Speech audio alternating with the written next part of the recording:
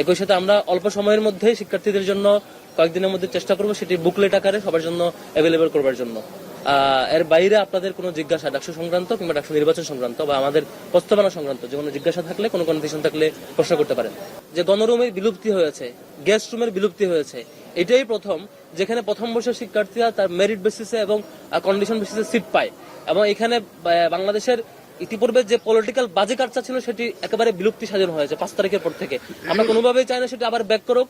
আমরা মনে করি ডাকসু যদি এভাবে ধীরে ধীরে পেছাতে থাকে, আবারও এ ধরনের বাজে কালচার ক্যাম্পাসগুলোতে ইন হওয়ার সুযোগ তৈরি হতে পারে। বরং যদি ডাকসু অন টাইমে হয়, ডাকসু দ্রুত সময়ের মধ্যে হয়, নিয়মিত ডাকসু হয়, তাহলে যেটা দেখা যাবে যে শিক্ষার্থীদের প্রতিনিধিত্ব যারা করতে চাবেন, রাজনৈতিক ছাত্র সংগঠনগুলোর নেতৃবৃন্দ, তারা শিক্ষার্থীদের কাছাকাছি আসতে বাধ্য হবে এবং বাজে কালচার থেকে দূরে থাকার চেষ্টা করবেন। সেজন্য আমরা ডাকসু দ্রুত চাই। দ্বিতীয়ত, যে সংস্কার সংক্রান্ত ইস্যু, সেটি আমরা যেটি চাই সেটা হচ্ছে আমাদের প্রস্তাবনা এবং আরো অনেক সংগঠন প্রস্তাব দিয়েছে, যৌক্তিক প্রস্তাবনাগুলোকে আমলে নিয়ে দ্রুত সিন্ডিকেট মিটিং কল করে এবং অথরিটির প্রয়োজনীয় মিটিংগুলো কল করে জানুয়ারির মধ্যে সংস্কার নিশ্চিত করা এবং জানুয়ারির মধ্যেই ডাকসুর পূর্ণাঙ্গ রুটম্যাপ ঘোষণা করা, যাতে করে আমরা বিশ্ববিদ্যালয় কর্তৃপক্ষ যেটি বলেছিলেন ফেব্রুয়ারির মধ্যে ইলেকশন, আমরা সেটি চাই যে ফেব্রুয়ারির মধ্যে ইলেকশন হলে অবশ্যই ভালো। যদি কোনো কারণে বিশ্ববিদ্যালয় কর্তৃপক্ষ আরো অতিরিক্ত সময় তাদের প্রয়োজন মনে করেন সেটি বাস্তবায়ন হয়, সেটি যৌক্তিক কারণ দর্শাবেন এবং আমাদেরকে রুটম্যাপ জানাবেন বলে আমরা দাবি করছি। এবং দ্রুত সময়ের মধ্যে ডাকসু হোক সেটাই চাই, যাতে করে কোনো ধরনের কোনো মাধ্যমে কোনো কারণে আমাদের হলগুলোতে আবার কোনো রাজনৈতিক বাজে কালচারের প্রবেশ বা অনুপ্রবেশ না ঘটে। জি, অন্যান্য দলের এটা বলছেন।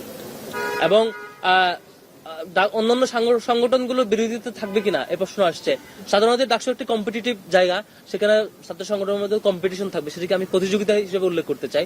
সেটি কোনো ধরনের দ্বন্দ্ব কিংবা এটাকে ক্লাস হিসাবে উত্থাপন করতে চায় না, সেটি আমাদের বৈচিত্র্য হিসাবে উত্থাপন করতে চায়। ডাকসু যখন নিয়মিত হবে, কোন ছাত্র সংগঠন আগ বাড়িয়ে কোনো সংঘাতে জ্বলাবে না নিশ্চয়ই, কারণ যে ছাত্র সংগঠনটা আগ বাড়িয়ে সংঘাতে জ্বলাবে সেই সংগঠনটির ব্যাপারে ছাত্ররা বিবেচনা করবে এই ছাত্র সংগঠনের মনোভাব কেমন এবং তাদেরকে আদৌ ভোট দেবে কিনা, নিশ্চয়ই সেটি ভাববে। সেজন্য আমরা আশা রাখছি অন্তত 5 আগস্ট পরবর্তী এই বাংলাদেশে আবার কোনো বাজে কালচার কিংবা সংঘাতের কালচার অন্তত ছাত্র রাজনীতিতে ডুববে না বলে আমরা আস্থা রাখছি, অন্তত ঢাকা বিশ্ববিদ্যালয়ের প্রেক্ষাপটে। জি, আপনাদের কোনো ধর্ম সম্প্রীতি সম্পাদক একটি পদের প্রস্তাব দিয়েছি আমরা। সেটি হচ্ছে বিশ্ববিদ্যালয়ে common room, cafeteria, ready room, ধর্মীয় উপাসনালয় আছে। জগন্নাথ হলে আমাদের অন্যান্য ধর্মাবলম্বী ভাইদের যে উপযোগী ধর্মীয় উপাসনা সেটি আছে। ছেলে হলগুলোতে আমাদের মসজিদ আছে এবং ওভারঅল ঢাকা বিশ্ববিদ্যালয়ে যে সকল ধর্মীয় প্রতিনিধিবৃন্দ বা শিক্ষার্থীবৃন্দ আছে, তাদের মধ্যে আন্তঃধর্মীয় সম্প্রীতি এবং ধর্মের সত্যিকারের যে রাইটসটুকু ঠিকঠাক পালন করার ঠিকঠাক প্র্যাকটিস এখানে সুযোগ আছে কিনা বা সেটি সংরক্ষণের জন্য আলাদা একজন দায়িত্ব অর্পিত হওয়া দরকার, যাতে করে এখানে অন্য কোনো ধরনের অন্তত ধর্মীয় ইস্যুতে সত্যিকারের সম্প্রীতিটুকু এখানে থাকে, অটুট থাকে, সেটির জন্য আমরা প্রস্তাবনা দিক দিয়েছি। জি,